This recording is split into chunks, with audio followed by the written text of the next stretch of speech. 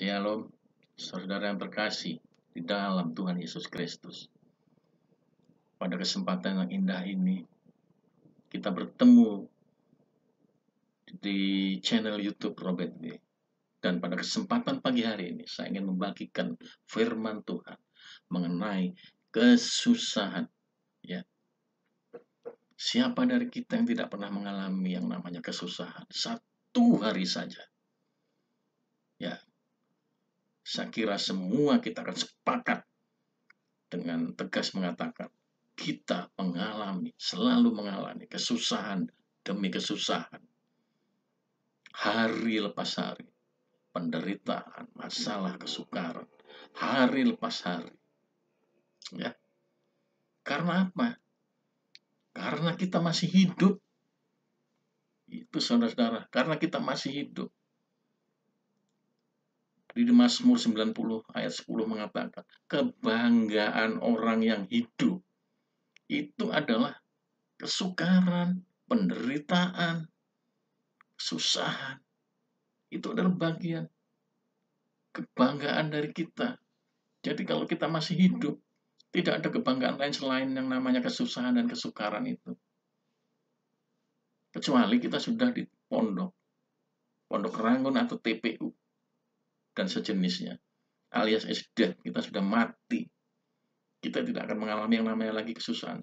Tetapi selama kita masih bernafas, masih menjejakkan kaki di atas tanah di bumi ini, kita selalu diperhadapkan pada yang namanya kesusahan demi kesusahan, kesukaran demi kesukaran. Itu kita harus siap. Oleh karena itulah, Tuhan kita Yesus Kristus mengingatkan, memberikan resep yang sederhana kepada kita. Di dalam firman-Nya di dalam Matius 6 ayat 33. Itu dengan jelas, dengan lugas dan sederhana Tuhan Yesus mengatakan kepada kita. Tuhan Yesus tahu kapasitas kita, kemampuan kita untuk menghandle, menyelesaikan masalah demi masalah, kesukaran demi kesukaran, kesulitan demi kesulitan, kesusahan demi kesusahan. Tuhan tahu kapasitas kita. Oleh karena itulah, Dia memberikan satu petunjuk, satu guidance, satu resep yang sederhana bagi kita. Apa itu? Di dalam Matius 6 ayat 33, ayat 34 mengatakan, kesusahan sehari cukuplah untuk sehari. Artinya apa? Artinya, kesusahan yang kita hadapi hari ini, selesaikan hari ini, hadapi hari ini, selesaikan hari ini. Jangan menunda-nunda waktu lagi. Selesaikan dengan kemampuan yang Tuhan sudah kasih. Dengan kekuatan yang Tuhan sudah beri. Kita harus bisa selesaikan. Karena apa? Karena esok hari itu mempunyai kesusahannya sendiri. Esok hari itu belum tentu kesusahannya sama dengan hari ini. Tingkat kesusahannya, spesifikasi kesusahannya, jenis kesusahannya tidak akan pernah sama. Oleh karena itu, jangan sampai kita dicengkram oleh namanya kekhawatiran. Kekhawatiran itu timbul oleh karena apa?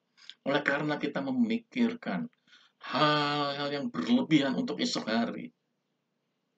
Saya kasih sebuah ilustrasi. Sebuah tukang cendol. Seorang tukang cendol. Pada saat musim kering, musim panas, pasti akan laku keras. Tetapi kalau musim hujan, pasti omsetnya akan turun drastis.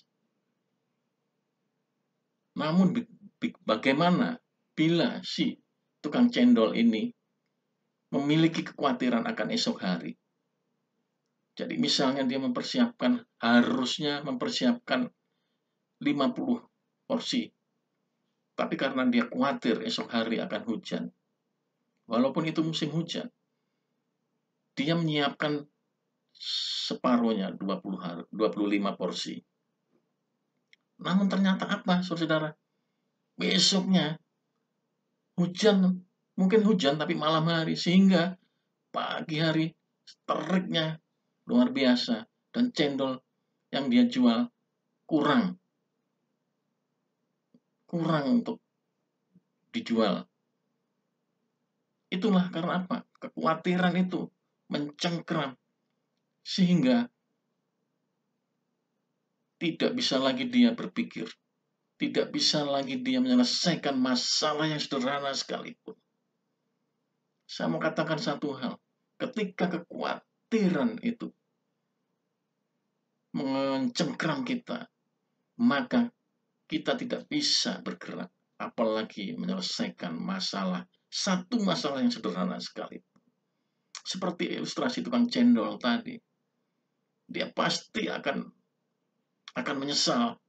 Kenapa tidak menyiapkan porsi seperti sedia kala, atau mungkin lebih daripada yang dia kira, karena dia tidak tahu hari esok. Kita tidak akan pernah tahu apa yang akan terjadi hari esok. So, haruskah kita khawatirkan? Haruskah kita cemaskan? Bukan berarti Tuhan melarang kita untuk merencanakan sesuatu. No. Tetapi intinya adalah sering ketika kita memikirkan esok hari, apa yang kita perbuat, masalah apa yang akan kita selesaikan, justru kita diliputi yang namanya kekhawatiran. Itu inti utamanya, kekhawatiran. Oleh karena itu Tuhan jelas mengatakan, prioritas kita untuk hari ini adalah selesaikan masalah hari ini, kesusahan hari ini. Cukup Tuhan katakan. Cukup untuk hari ini. Artinya, ya selesaikan dengan keadaan, kemampuan yang ada saat ini, kesusahan yang kita hadapi, selesaikan untuk hari ini. Karena esok hari ada kesusahannya sendiri. Oh, haleluya, puji Tuhan. Dan yang kedua, saudara yang terkasih dalam Tuhan Yesus Kristus. Ini ayat sangat penting sekali. Oleh karena itu Tuhan menempatkan ayat ini di ayat sebelumnya, sebelum ayat 34, yaitu ayat 33. Tuhan Yesus mengatakan apa? Carilah dahulu kerajaan Allah dan kebenarannya, maka semuanya akan ditambahkan kepadamu. Wow, luar biasa. Sering kita pada saat mengalami kesusahan, kita mencari orang-orang yang bisa menolong kita, mencari pendeta, mencari gembala, mencari hamba Tuhan. Tapi kita melupakan satu hal, mencari Tuhan. Benar apa benar? Karena kita panik, sehingga kita menomorsekiankan Tuhan. Tuhan Yesus dengan jelas mengatakan, carilah dahulu. Jadi sebelum kita mencari yang lain, kita harus mencari yang namanya Tuhan kita. Kita yang harus mencari yang namanya perlindungan kita, kekuatan kita. Siapa itu? Itu adalah Tuhan. Jangan mencari yang lain. Tutup kamar, tutup pintu kamar, kunci, berlutut, cari Tuhan. Carilah Tuhan dengan kekuatannya. Karena apa? Kita perlu kekuatan dari Tuhan. Sehingga di situ dikatakan lagi, semuanya akan ditambahkan kepadamu. Ya, semuanya. Semuanya itu apa? Semuanya itu bukan berkat jasmani, bukan makanan, minuman. Itu adalah hal-hal yang dicari oleh orang yang tidak mengenal Allah. Semuanya yang akan ditambahkan Tuhan itu apa? Kekuatan, hikmat, tolongan dengan cara lain. Itulah yang namanya semuanya yang akan ditambahkan kepada kita. Karena apa? Tuhan tahu ketika kita menghadapi yang namanya kesusahan, kesukaran, hati kita pasti yang terjadi adalah tawar. Tawar hati. Amsal 10 mengatakan, kalau engkau kecil hati, tawar hati dalam menghadapi kesesakan, maka kecillah kekuatanmu. Oleh karena itu, begitu kita mencari Tuhan, Tuhan tambahkan namanya kekuatan, hikmat di dalam diri kita.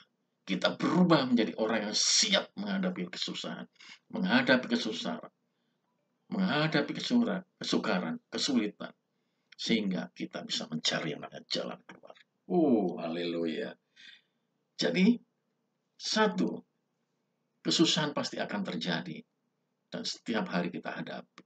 Tetapi, poin yang paling penting adalah carilah Tuhan dan kekuatannya. Carilah dahulu kebenaran-kebenaran firman-Nya. Sehingga ketika kekuatan itu ditambahkan, kita siap menghadapi yang namanya apapun itu, kesusahan, kesukaran. Haleluya. Yang kedua, kesusahan sehari cukup untuk sehari. Cukup. Jangan dipikirkan lagi. Apa yang bisa kita selesaikan hari ini? Selesaikan hari ini. Dengan kekuatan kita dan kekuatan yang Tuhan sudah berikan. Pasti ada jalan keluar. Haleluya. Selamat pagi. Shalom. Tuhan memberkati.